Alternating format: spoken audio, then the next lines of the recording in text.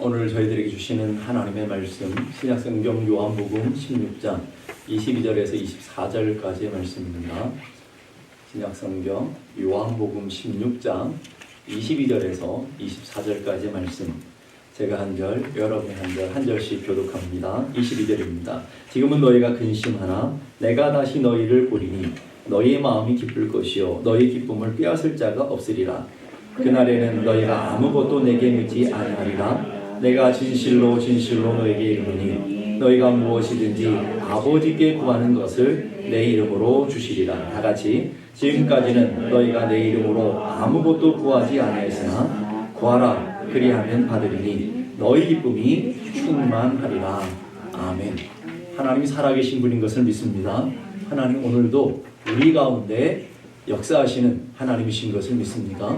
우리의 인생을 하나님 살아계신 것을 믿고 하나님 우리와 함께 하시는 것도 믿는데, 인생을 살아가다 보면 뜻하지 않은 인생의 문제를 만나고 뜻하지 않은 고난을 만나다 보면 낙심되고 절망되고 근심할 때가 참 많습니다.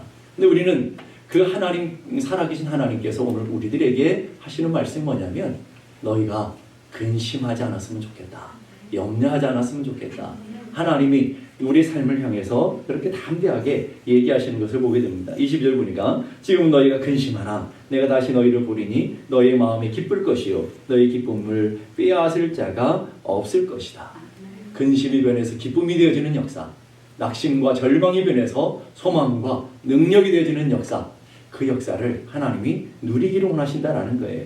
우리가 살다 보면 그렇지 못할 때가 많죠. 괴테라는 분이 쓴 파우스트라는 책에 보면 이런 내용이 나옵니다. 이 세상에서 가장 벗어나기 어려운 것은 근심이라는 마귀다.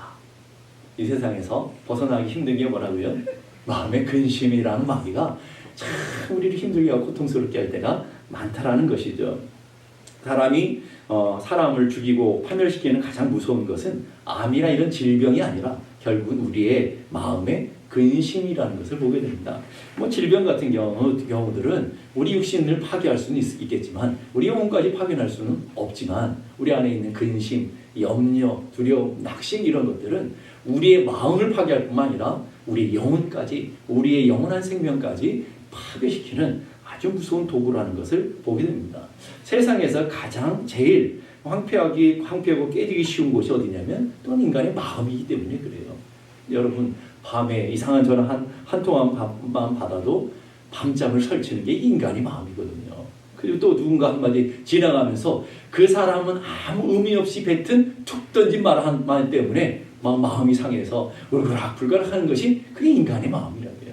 인간의 마음이 깨지기 쉬운 그릇과 같기 때문에 우리의 마음 지키기가 참 쉽지가 않습니다. 제일 기갈이 심한 것도 사람의 마음이고요. 제일 황폐하기 쉬운 것도 사람의 마음이고요. 그래서 우리 안에 황폐해진 것으로 끝나지 않고 이 안에 근심이 생기고 두려움이 생기고 낙심이 생기면 그 안에 그것이 미움으로 변하고요. 분노로 변하고요. 두려움으로 변한다는 것. 이게 문제예요. 단순히 그 사건이 아픔으로 끝나고 상처로 끝나는 게 아니라 그것이 미움이 되어지고 그게 상처가 되어져서 두려움과 근심과 절망이 결국은 우리의 분노와 우리 삶의 큰 아픔들이 되어지더라는 거예요.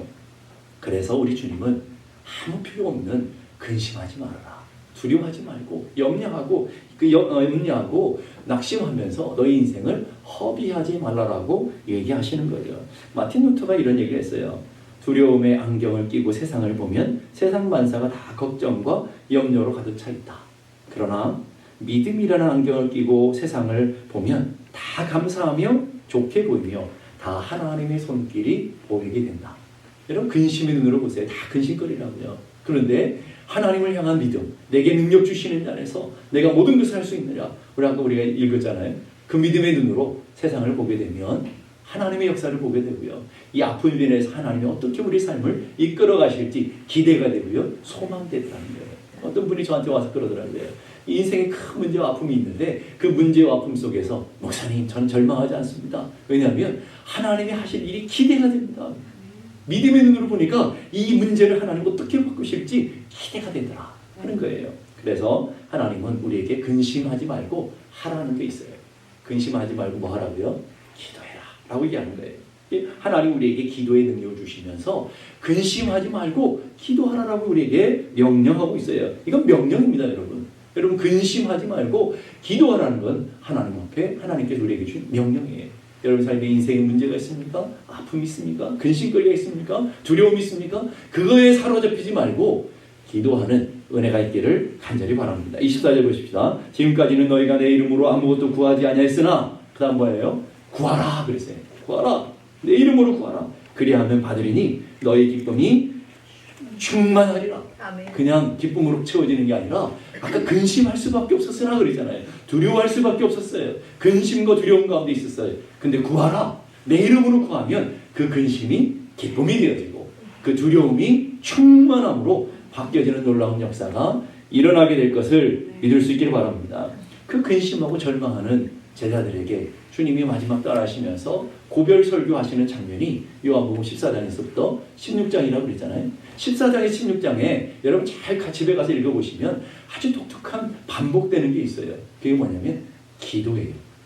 주님이 얼마나 기도를 강조하시는지 14장에 보니까 14장 14절 보니까 내 이름으로 무엇이든지 내게 구하면 내가 행할 것이다. 시행할 것이다. 누구든지 제자들을 향해서 말해요. 너희들이 내 이름으로 구하면 내가 언제든지 시행해 주겠다. 그 다음 장에 가니까 15장에 가니까 똑같은 말씀을 한 번 더 반복하고 있어요. 자, 15장 7절 보니까 너희가 내 안에 거하고 내 말이 너희 안에 거하면 무엇이든지 원하는 대로 뭐 하라고요? 구하라. 그리하면 이루어질 것이다. 그러니까 이 주님께서 제자들이 또 그래도 낙심하고 절망하는 모습을 보면서 다시 한번 15장에 반복하고 있어요. 조금 더 가서 좀 잊을만 하니까 16절에 또 반복해요. 16절 보니까 내 이름으로 아버지께 무엇을 구하든지 다 받게 하렵니다. 내 이름으로 다시 구해라. 그럼 다 받을 것이다. 거기서 멈추신 것이 아니라 다시 16장으로 넘어가니까 오늘 우리가 읽은 본문 보니까 24절에 이렇게 해요. 지금까지는 너희가 내 이름으로 아무것도 구하지 아니했으나 뭐 하라고요? 구하라. 그리하면 받으리니. 자, 그럼 받지 못하는 이유는 구하지 않기 때문에. 우리 하나님 앞에 하나님의 놀라운 역사 능력을 경험하지 못하는 이유는 간단해요. 뭐 하지 않기 때문에? 기도하지 않기 때문에. 그러니까 내 힘으로 내 능력으로 살아갈 수밖에 없는 거라고요. 힘도 없으면서 가진 것도 없으면서 무슨 깡인지 모르겠지만 그 힘으로 살아가려고 하는 것. 하나님 분명히 우리에게 말씀하신다는 거예요. 무엇이든지 구하라. 그리하면 내가 시행할 것이다. 그리하면 내가 이룰 것이다. 주님의 놀라운 약속. 하나님이 명령하셨어요. 구하라라고 명령하셨고 그 다음에 하나님의 약속이 담겨져 있어요. 어떤 약속이요? 내가 시행할 것이다. 아니 예수님이 예수님의 이름을 걸고 우리에게 약속하시는 거라고요. 근데 왜 그럴까요? 왜 이렇게 기도를 안 할까요? 왜 이렇게 구하지 않을까요? 오늘 우리가 믿는 구석이 있기 때문에 그런 거 아닐까요? 어느 공장에 고급 모직을 제조하는 공장이 있었어요. 근데 벽에다가 주의사항하고 크게 붙여 있는 경고판이 있었어요. 뭐냐면 작업을 하다가 실이 엉켰을 때 즉시 소장을 호출하시오. 이 경고문이었어요. 실을 빼다가 실을 작업하다가 실이 엉키는 있으면 그곳에 소장을 빨리빨리 부르라는 거예요. 근데 어떤 초보 여직원이 일을 하다가 실이 엉키게 됐어요. 그는 소장을 호출하면 얼마나 좋겠습니까만은 자기 작은 머리로 막 이게 생각을 굴러가면서 내가 소장 불렀다 혼나는 거 아닌가? 내게 불이익이 오는 거 아닌가? 이런 염려 때문에 자기 노력을 가지고 실을 계속해서 풀려고 했어요. 그런데 초보가 그 실을 풀기가 쉽지 않잖아요. 더 엉키고 이제는 이거 불가능하다. 그때 소장을 불렀대요. 그때 소장이 다 풀어주면서 엉킨 실을 다 풀어주고 여직원에게 이렇게 말했대요. 너는 왜 이렇게 나를 부르지 않았냐? 그랬더니 아닙니다. 죄송합니다. 내가 전 실을 풀기 위해서 최선을 다했는데 뜻대로 되지 않았을 뿐입니다. 그런 얘기인데요. 그랬더니 이 소장이 하는 말이 벽에 있는 주의사항을 다 가르쳐주면서 당신은 최선을 다하지 않았습니다. 실이 엉키면 할 수 있는 가장 최선은 바로 나를 부르는 것입니다. 여러분, 최선이 뭐라고요? 소장을 부르는 거란 말이에요. 우리 인생 똑같다라는 거예요. 주님께서 너는 구하라, 찾으라, 두드리라, 너는 내게 부르짖으라. 주님이 끝없이 이렇게 명령하고 있어요. 오늘 이 이야기가 똑같아요. 너 인생에 문제가 있으면 나를 먼저 찾아. 너 인생에 근심이 있으면 나를 먼저 찾아. 너 나에게 먼저 부르짖어. 이렇게 얘기하는데 자기 마음대로 이 여직원처럼 자기 마음대로 애를 써보고 힘을 써보고 자신의 힘으로 자신의 능력으로 자신의 노하우로 다 하다가 결국 안 되면 누굴 불러요? 하나님을 불러. 하나님을 찾는 것. 오늘 우리가 그런 모습 아닙니까?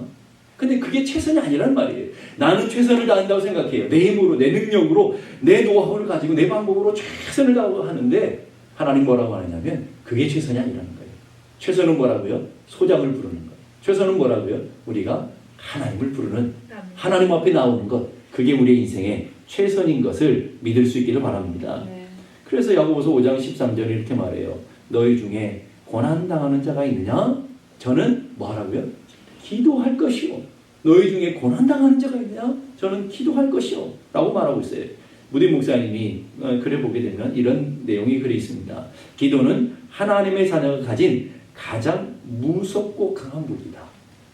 여러분의 가장 무섭고 강한 무기가 뭐라고요? 기도라는 거예요. 기도. 하나님의 자녀들에게 주신 가장 놀라운 능력과 권능은 다른 데 있는 게 아니라 기도에 있어요. 그 기도의 마스터 키를 우리는 깊은 장롱 속에 다 꽁꽁 숨겨가지고 평생에 한 번 쓸까 말까 잃어버린단 말이죠. 하나님이 여러분 주신 가장 놀랍고 가장 탁월한 무기, 이게 바로 기도라는 무기라는 것을 기억할 수 있기를 바랍니다. S.D. 고든이라는 분이 이런 얘기했어요. 오늘날 이 세상의 위대한 사람들은 다 기도하는 사람들이다. 바로 시간을 내어 기도하는 사람을 말한다. 그들은 시간이 없다. 바쁘다는 거예요. 다른 어떤 일에든 시간을 떼내어야 한다. 다른 어떤 일도 중요하다. 그러니까 대단히 중요하고 긴급하다. 근데 그 다음에가 더 중요해요. 그러나 기도만큼 중요하고 기도만큼 긴급하지는 않다. 잘 기억하셔야 돼요. 다 바쁘죠. 먹고 사느라 바쁘고 나는 돌보느라 바쁘고 일해야 돼 바빠요. 다 바빠요. 안 바쁜 사람 하나도 없어요. 이 땅에. 다 바빠요.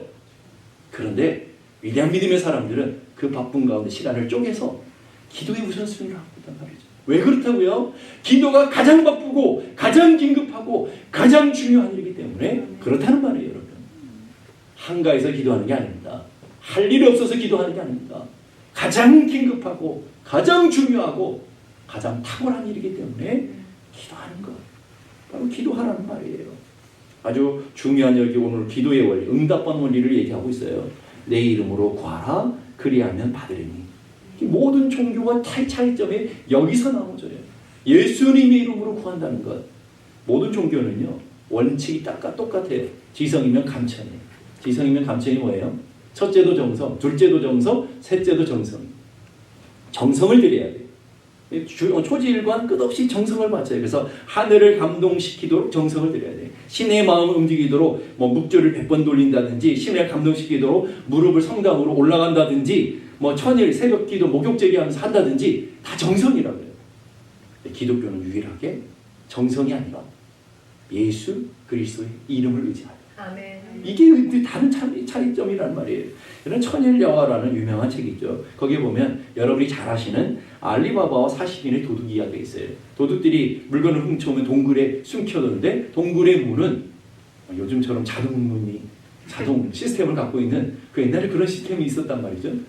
그런데 그 문 앞에 서서 열려라 황금, 열려라 콩, 그래도 안 열려요. 그 안에 그 문을 여는 키가 하나가 있어요. 그게 뭐라고요? 열려라 참깨. 여러분 다 잘 아시잖아요. 우리 하나님 앞에 나갈 때는 열려라 황금, 열려라 다른 거 해도 안 된다는 말이죠.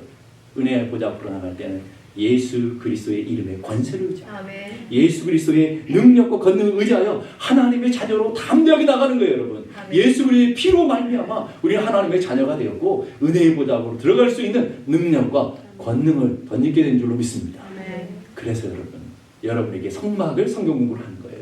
그 원리를 여러분이 깨닫게 하기 위해서 여러분 오늘 우리 삶에도 마찬가지 예수 그리스도의 이름으로 문을 활짝 열시고 휘장을 찢어버리시고 문을 활짝 열어놓으시고 하나님께서 우리를 초대하셔요. 수고하고 무거운 짐진 자들아 다 내게로 오라. 다 내게로 오래요. 누구한테요? 부자들, 능력 있는 사람들, 권능 있는 사람이 아니라 수고한 사람들, 무거운 짐을 지고 가는 사람들, 아픔과 근심과 두려움과 염려와 낙심 갖고 있는 사람들은 다 내게로 와라. 그 다음에 그리하면 너에게 쉼을 얻을 것이다. 너희가 너에게 쉼을 주겠다. 이 말인 것이죠. 그러니까 주님이 우리를 초대하고 계시다라는 것. 이게 기도예요. 하나님이 문을 활짝 열어주시고 자녀들을 기다리는 마음으로 활짝 열어놓으시고 누구든지 수고하고 무거운 짐들 다 내게 와서 위로를 받고 내게 와서 힘을 얻고 내게 와서 능력을 받고 내게 와서 하나님의 그 충만하신 것들로 채워지는 은혜가 있으라는 거예요. 왜냐하면 하나님의 이름을 걸고 약속하신 응답이 있기 때문에 그래요. 23절 보십시다. 너희가 무엇이든지 아버지께 구하는 것을 내 이름으로 주시리라. 24절에도 그 구하라. 그리하면 받으리니 너희의 기쁨이 충만하게 될 것이다. 예수님 이름으로 구하면 하나님이 응답해 주시기, 응답이 된 약속을 하고 계시다고요. 성경에 보면요, 하나님이 기도에 대한 응답을 넘치도록 해주셔요. 정말 한두 군데가 아니고요. 역대하 16장 9절 보니까 여호와의 눈은 온 땅을 두루 감찰하시는데 누구를 집중하고 계시냐면 전심으로 자기를 향하는 자들을 위하여 능력을 베푸신다. 전심으로 하나님을 향하는 사람, 기도하는 사람들을 향해서 주님 능력 베푸시도록 스탠바이 되어 있다. 믿습니까? 아멘. 하나님은 스탠바이 되어 있어요. 누가 준비가 안 돼 있어요? 내가 준비가 안 돼. 내가 받을 준비가 안 돼 있고 내가 믿음의 그릇을 준비하지 않고 기도하지 않는다는 거예요. 기도하면서 믿음의 그릇을 준비하고 기도하면서 하나님의 약속을 받아야 되는데 하나님 언제나 스탠바이 되어 있는데 나는 안 돼 있다는 얘기죠. 출애굽기 10장에 보면 이 많은 재앙들이 이 애굽을 향한 하나님의 심판과 재앙들이 쭉 기록되고 있는데 8번째 재앙이 나타나요. 8번째 재앙이 뭘까요? 바로 메뚜기 재앙이에요. 하나님께서 그 동풍을 부르셔서 온 땅에 있는 메뚜기들 다 애굽에다 몰아넣으셨어요. 그랬더니요, 메뚜기가 나타났더니 궁전에도 메뚜기가 다 달라붙었죠. 온 들판에도 메뚜기들, 집안에도 메뚜기들, 메뚜기들이 모든 남아있는 걸 다 갉아먹는 거예요. 성경이 이렇게 말합니다. 메뚜기가 온 땅을 덮어 땅이 어둡게 되었으며 얼마나 메뚜기 떼가 많았으며.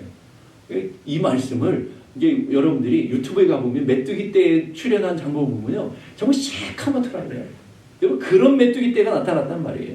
메뚜기 떼가 우박에 상하지 아니한 우박 때문에 남아있는 채소들, 이 인생의 환란과 경기 불황으로 해서 조금씩 남아있는 것들을 누가 나타나서요? 메뚜기 떼들이 와서 다 먹어버려요. 집안도 갉아먹는, 멀쩡한 나무들, 푸른 것들은 다 갉아먹는 거예요. 애굽 온 땅의 나무, 밭의 채소나 푸른 것은 남지 않고 다 갉아먹어버려요. 여러분, 우리 인생에도요, 우리 가정에 메뚜기 떼가 나타나면요, 감당하지 못합니다. 다 갉아먹어버리는 거예요. 우리 가정과 자녀들을 갉아먹는 메뚜기 떼가 있어요. 여러분의 건강을 갉아먹는 메뚜기 떼가 있단 말이죠. 그 메뚜기 떼가 나타나면 그 메뚜기를 하나씩 잡을까요, 여러분? 불가능하겠지 않겠어요? 그 메뚜기 떼가 언제 없어지던가요? 보니까 하나님께서 강력한 서풍을 몰아서, 아까는 동풍을 불어서 메뚜기 떼를 몰아오셨는데 이번엔 반대 서풍을 몰아서 메뚜기 떼를 홍해에 다시 수장시켜버려요. 그랬더니 애굽 땅에는 메뚜기 떼가 하나도 없더라 라고 얘기해요. 여러분, 그게 중요한 원리가 있어요. 강력한 서풍이 불었다는 말이에요. 세상이 줄 수 없는, 세상이 가질 수 없는 강력한 서풍이 하나님께로부터 나왔어요. 그 하나님께로부터 나와서 애굽 땅에 있는 모든 메뚜기 떼를 한꺼번에 몰아가셨어요.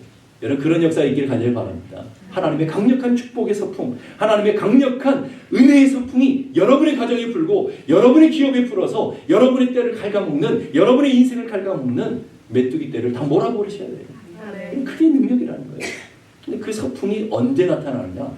이게 놀라운 거예요. 그 비결이 도대체 뭘까? 여러분의 가정에도 서풍이 불기 원하고 여러분의 인생에도 축복의 서풍이 불기 원하시잖아요. 언제 그게 부는지 제가 놀라운 비법을 가르쳐 드릴게요. 출애굽기 10장 18절을 보십시오. 놀라운 비법이에요. 옆에 가서 다른 사람들한테 다른 사람들이 모르는 놀라운 비법. 출애굽기 10장 18절 보니까 모세가 바로에게서 나와서 어떻게 했어요? 여호와께 구하매. 하나님 앞에 엎드려 기도했어요. 그랬더니 강력한 서풍이 불게 하사 메뚜기를 홍해에 몰아 넣으시니 애굽 온 지경에 메뚜기가 한 마리도 남지 않았단 말이죠. 하나도 남지 않았어요. 여러분, 얼마나 놀라운 사건입니까? 오늘 우리 가정에도 똑같은 건 줄 압니다. 여러분의 가정을 갉아먹는 메뚜기 떼가 있을 것이고요. 여러분의 사업터를 갉아먹는 메뚜기 떼가 있을 것이고요. 여러분 관계를 갉아먹는 메뚜기 떼가 있을지도 몰라요. 여러분의 건강을 갉아먹는 메뚜기 떼가 있을지도 몰라요. 그때 언제 강력한 서풍이 분다고요? 엎드려 기도할 때. 엎드려 기도할 때 하나님이 일하시는 것이죠. 맥스 루카이도라는 분이 이렇게 말했어요. 당신의 기도에 하나님이 몸을 일으켜 이 세상을 변화시킨다. 뭐예요? 우리의 아무것도 아닌 기도에 하나님이 몸을 일으키셔서 하나님이 놀라운 역사를 시작하신다는 말이죠. 기도의 미스테리를 이해할 수 없는가? 상관없다. 뭐 이해하지 못해도 괜찮다는 말이에요. 한 가지 사실만 기억해라. 자, 여기서부터 중요한 말이 나와요. 잘 기억하시기 바랍니다.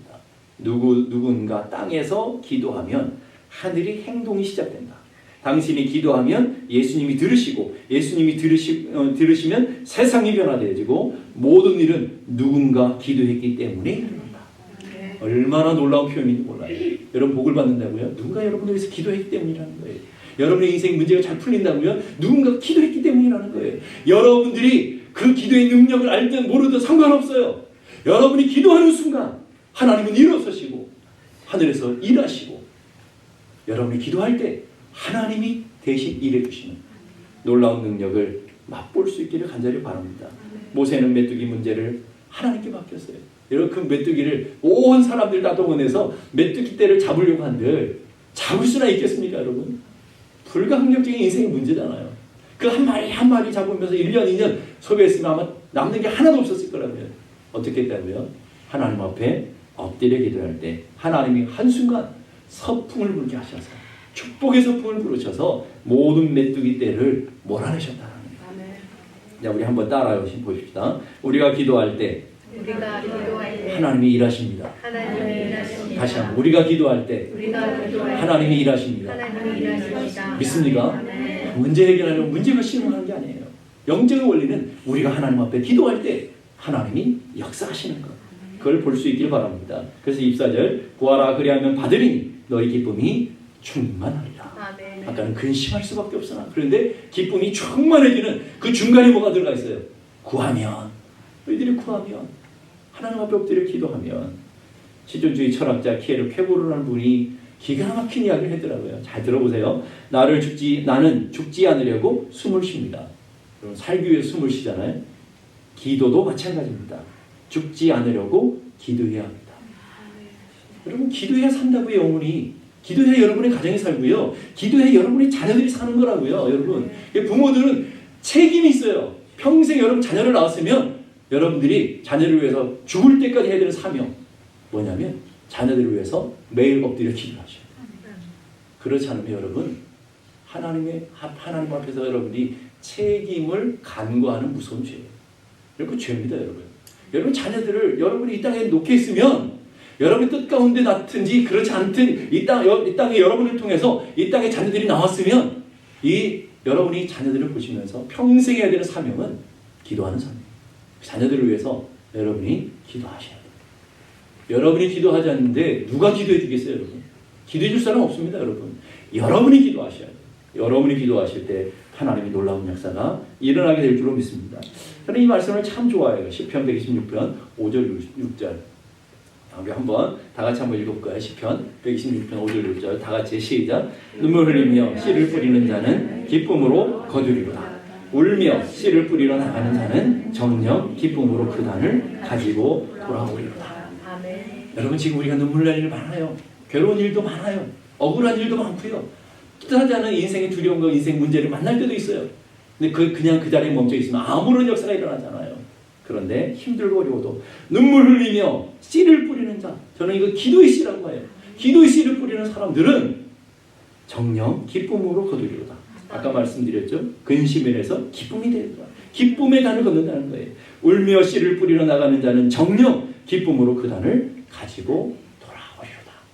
그래서 기도하는 사람이 언제나 승리하는 거예요. 기도하는 사람이 언제나 능력을 경험하는 거예요. 기도하는 사람이 하나님의 역사를 보는 줄로 믿습니다.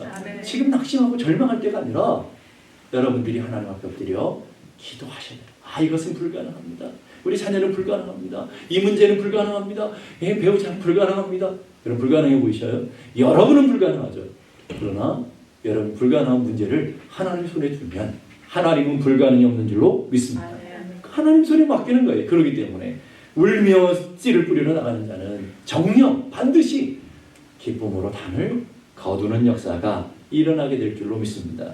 필립 얀시 목사님이 크리스찬이 투데이라는 잡지에 이런 글을 썼어요. 당신이 불행해지기를 원하십니까?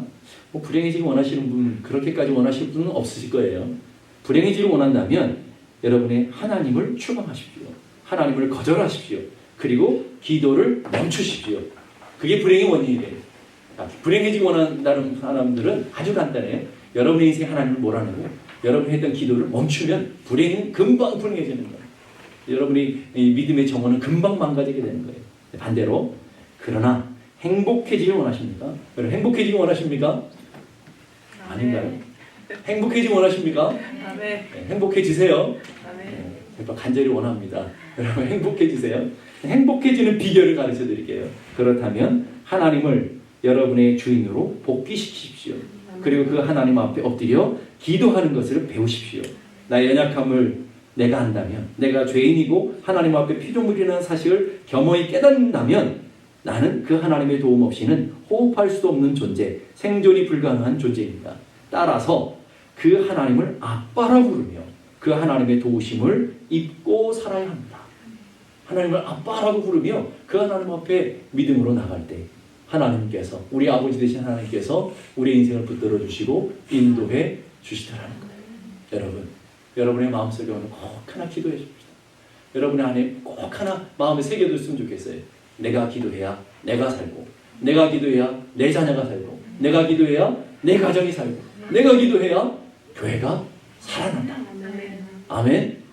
다른 사람 기도할 걸 기대하지 마시고 내가 기도해야 정말 여러분의 가정이 변화되기 원하고 여러분의 자녀들이 축복되기 원하십니까? 내가 기도해야 내 영혼이 살고, 내가 기도해야 내 가정과 내 자녀들이 살아나고, 내가 기도해야 교회가 살아나는 놀라운 축복. 반대로 말할까요? 여러분이 기도하지 않으면 아무런 역사가 일어나지 않아요. 여러분이 기도하지 않으면 황폐해져요. 여러분이 기도하셔야 돼요. 내가 기도할 때 내 영혼이 살아나고, 제일 먼저가 내 영혼입니다. 여러분, 내가 기도할 때 내 영혼이 살아나고, 내가 기도할 때 내 자녀들이 살아나고, 내 가정이 살아나고, 교회가 살아나는 영적인 원리들을 꼭 기억하셔서 기도하는 분들로 세워지기는 은혜가 있기를 주님의 이름으로 축복합니다. 기도하겠습니다. 이 시간 다 같이 기도하실 때 하나님, 오늘도 주님의 놀라우신 능력과 은총이 우리를 붙들어 주옵소서. 내가 기도할 때 내 영혼이 살고, 내가 기도할 때 내 자녀들이 살고, 내가 기도할 때 내 가정이 살아나고, 내가 기도할 때에 하나님의 교회가 부흥하며 살아나는 놀라운 역사가 있는 것처럼 내가 기도를 멈추면 하나님의 역사도 멈춘다라는 것을 우리는 깨닫게 하여 주시고, 하나님 이제 연약한 무릎을 꿇고 연약한 손을 들어 하나님 앞에 행복함으로 기도할 수 있는 하나님의 자녀들 되게 해주옵소서. 근심할 일이 있고 두려워할 일이 있고 낙심과 인생에 문제가 있다면 더욱더 하나님께 나아가 기도할 수 있는 은혜가 있게 하여 주옵소서. 주님만 바라보며 주님만 붙들게 하여 주옵소서. 우리 함께 다 같이 기도하겠습니다. 하나님 아버지, 은혜를 감사합니다. 연약한 저희들, 부족한 저희들을 오늘도 사랑해 주시고 은혜 가운데 불러주심을 감사합니다. 하나님 아버지, 오늘도 간절히 기도합니다. 주님, 우리가 기도의 사람들로 변화되게 하여 주옵소서. 눈물 흘리며 씨를 뿌리는 자는 기쁨으로 단을 거두리라고 그랬습니다. 울며 씨를 뿌리러 나가는 자는 정녕 기쁨으로 단을 거두고 돌아오리라고 주님께서 약속하셨습니다. 하나님 아버지, 지금 근심된 일 많고 아픔과 괴로운 일 많아도 하나님 두려워하지 말며 그 문제를 들고 하나님 앞에 나갈 때 하나님의 강력한 은혜의 선풍, 축복의 선풍을 불어서 문제를 몰아내시고 아픔을 몰아내시며 하나님의 역사를 맡고 하나님의 능력을 경험하게 될 줄로 믿습니다. 하나님, 이제 연약한 무릎을 꿇고 기도할 수 있게 해주옵소서. 연약한 손을 들고 기도하게 해주옵소서. 기도의 사람들로 변화되게 하시고 나의 기도를 통해서 내 영혼이 살아나며 나의 기도를 통해서 우리 가정과 자녀들과 교회가 살아나는 놀라운 역사가 일어나게 하여 주시옵소서.